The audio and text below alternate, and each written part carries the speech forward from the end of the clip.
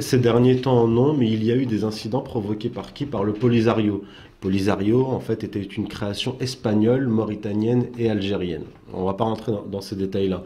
Mais ce qu'il faut comprendre, c'est que depuis les années 70, notamment 73-75, l'Algérie n'a pas changé de position sur la question du Sahara.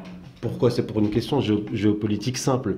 L'Algérie voulait très tôt avoir un débouché sur l'Atlantique, parce qu'elle est l'Algérie quelque part enclavée dans la Méditerranée, et avait soutenu le Polisario, comme elle ne pouvait pas elle-même pénétrer dans le Sahara occidental, elle soutenait le Polisario pour créer un État indépendant, ce qui donnerait un débouché sur l'Atlantique à l'Algérie. Or, on a vu que cette politique, cette stratégie n'a pas porté ses fruits.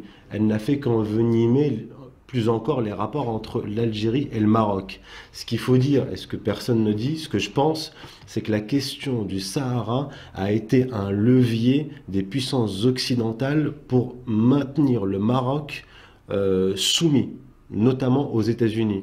Parce que, faut se rappeler, avant la chute du mur de Berlin, le monde était divisé en deux. Il y avait les puissances occidentales atlantistes et de l'autre, il y avait les tiers-mondistes rattachés à l'Union soviétique. Après la décolonisation, l'Algérie a choisi son camp, c'est-à-dire l'Est, et le Maroc, l'Ouest, pour des questions historiques sur lesquelles je ne reviendrai pas. Et donc, au vu de cette situation politique et géopolitique, les puissances occidentales auraient pu, le Maroc aurait très bien pu récupérer son Sahara dès les années 70. D'ailleurs, en 1975, la Cour internationale de justice n'avait pas déclaré que le Sahara était marocain, mais qu'il y avait un lien historique entre la monarchie marocaine et le Sahara. Mais ils n'ont jamais réglé définitivement cette question pour continuer à avoir une main avancée sur l'Afrique du Nord. Le roi du Maroc a fait... Alors, il faut savoir que le roi du Maroc s'exprime assez peu en public et fait rarement des déclarations fracassantes. Récemment, après être allé à Moscou, il s'est rendu il y a peu en Arabie Saoudite, lors d'un sommet des pays du Golfe. On sait que l'Arabie Saoudite, les pays du Golfe sont très proches du Maroc.